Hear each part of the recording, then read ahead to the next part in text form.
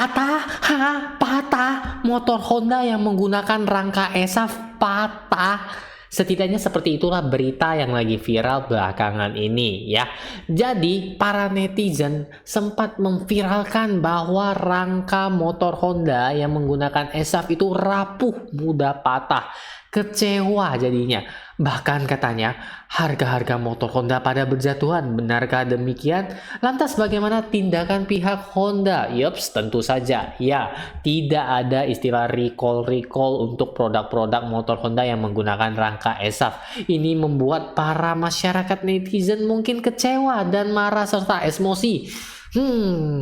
Tapi kita nggak akan nge-review motor Honda yang menggunakan rangka ESAF yang rapuh atau patah tersebut.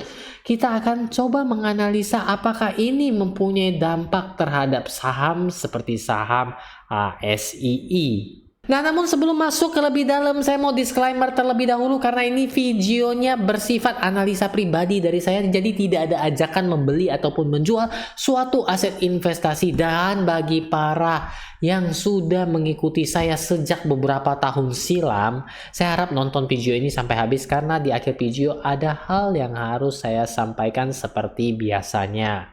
Nah teman-teman, ini dia tampilan layar Stockbit saya menggunakan Stockbit, teman-teman mungkin pakai yang lain ya sama saja lah, yang penting bisa sama-sama lihat saham teman-teman. Nah bagaimana Astra hari ini Kamis ya, penutupannya di 6450, nggak naik nggak turun ya, sama dengan pembukaan paginya.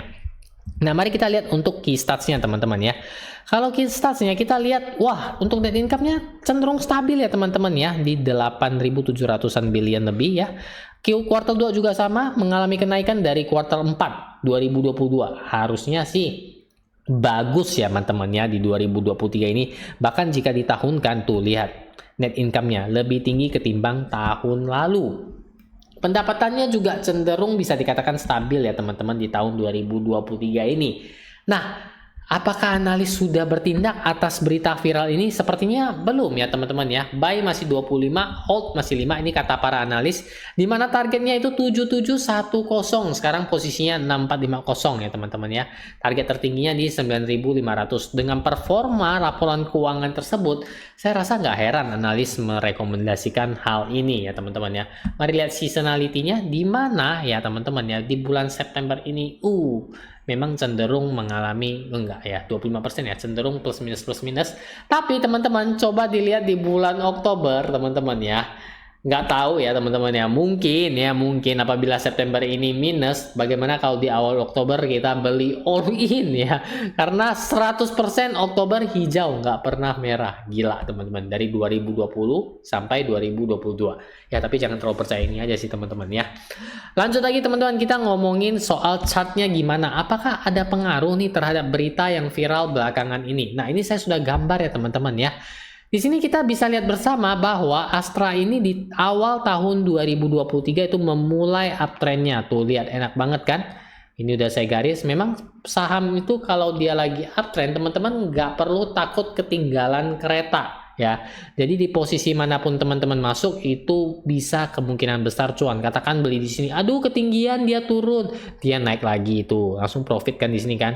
Ataupun beli sini, aduh ketinggian dia turun lagi dan lagi-lagi naik ya. Itulah saham kalau lagi uptrend ya. Memang tugas kita tuh melihat bagaimana saham yang lagi uptrend dan sebisa mungkin keluar ketika dia sudah memulai downtrendnya. Teman-teman bisa lihat di sini sendiri ya. Ketika dia sudah mulai downtrend, di posisi manapun kita tetap habis teman-teman ya.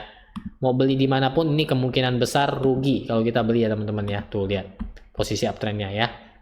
Lain dengan posisi uptrend ya. Semoga kita kedepannya bisa mendapatkan saham uptrend terus. Nah, belakangan teman-teman lihat ya, beberapa hari ini memang cenderung ASI ini mengalami penurunan atau merah dan sekarang agak meredam, terhenti di kisaran angka ini nih, 6450, area 6450 ya teman-teman ya. Memang kalau menurut saya kalau ada berita-berita isu-isu negatif seperti ini, memang dampaknya nggak secara langsung terhadap laporan keuangannya kan, karena memang butuh beberapa rentan waktu, seperti mungkin ya penjualannya menurun dan sebagainya karena kurangnya atau menurunnya kepercayaan masyarakat, bisa jadi seperti itu. Namun para pelaku pasar terkadang sudah heboh dan takut duluan ya teman-teman. Ini memang wajib sih, karena kita sebagai investor ataupun trader kan takut. Tujuan kita masuk ke pasar saham ataupun dunia saham ini kan sebisa mungkin mendapatkan cuan ya. Jadi kalau ada berita negatif, janganlah, mending saya keluar dulu dan cari saham lainnya ya. Jadi nggak heran belakangan memang ICE mengalami penurunan. Oleh karena itu ya teman-teman ya, saya memprediksi memang ICE bakal melanjutkan penurunannya lagi. Semoga prediksi saya ini salah ya teman-teman ya. Penurunannya sampai mana? Apabila dia jebol nih teman-teman ya, dijebol di sini ya, kurang lebih di harga 6.400 atau 6.375, dia jebol, maka dia akan melanjutkan penurunannya sampai di kisaran sini teman-teman, 6.000 sampai di kisaran 6.100. Nah, ini menurut hasil analisa saya ya teman-teman ya. Dan penurunan ini ya, kita lihat bersama, ini penurunannya bisa terjadi kurang lebih berapa persen lagi dari sini ke sini. Itu berkisar antara 6%-an sampai 7%-an lagi penurunannya.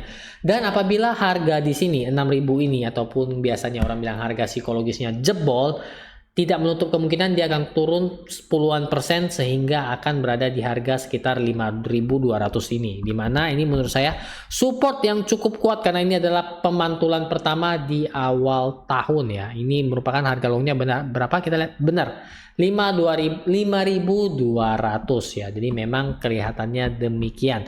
Nah, apakah prediksi saya ini benar atau salah? Mari kita lihat perkembangan Astra berikutnya. Ya teman-teman, jadi itulah analisa singkat saya mengenai berita viral yang terjadi belakangan ini dan dampaknya terhadap saham ICE. Bagaimana menurut pendapat teman-teman? Apakah teman-teman mempunyai pandangan atau pendapat lain? Nggak mungkin Hyung, ICE bakal break all time high-nya. Sekarang adalah waktunya kita ambil, masuk banyak-banyak dan cuan. Ataukah ada yang sependapat? Kalau sependapat boleh dong like videonya, dan yang bagi yang mungkin punya pandangan lain boleh tulis lengkap di komentar. Oh ya teman-teman, sebelum saya mengakhiri video ini, di awal video saya sudah menyampaikan sesuatu bahwa teman-teman harus tahu akan hal yang harus sebaiknya saya sampaikan. Ya teman-teman, saya memang biasanya, tapi kalau nggak ngebahas reksadana, saya nggak mungkin munculin layarnya di sini. Tapi di sini ada yang harus saya kasih tahu kepada teman-teman, karena saya sudah berjanji ketika memulai perjalanan investasi akan tetap memberitahukan semua posisi yang saya lakukan, teman-teman. Nah, di sini teman-teman, portofolio OTW 100 juta, sisa obligasi dan pasar uang. Yung kemana sahamnya? Yaps, obligasi masih plus 5%-an.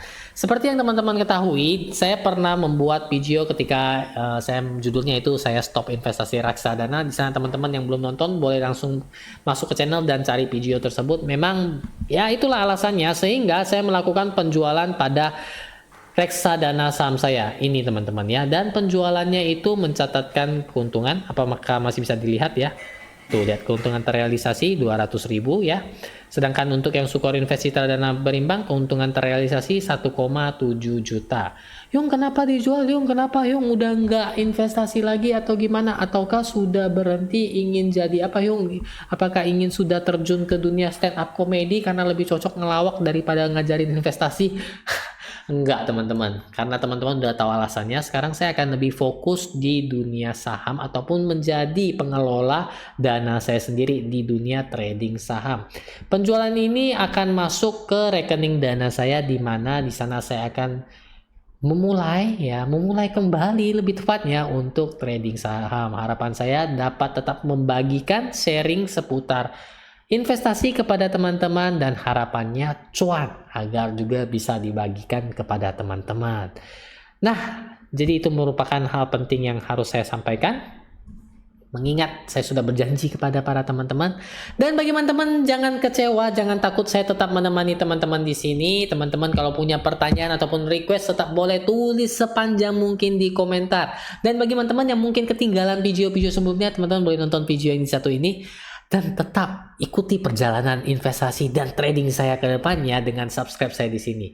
Terima kasih yang sudah nonton sampai di sini. Sampai ketemu di video berikutnya.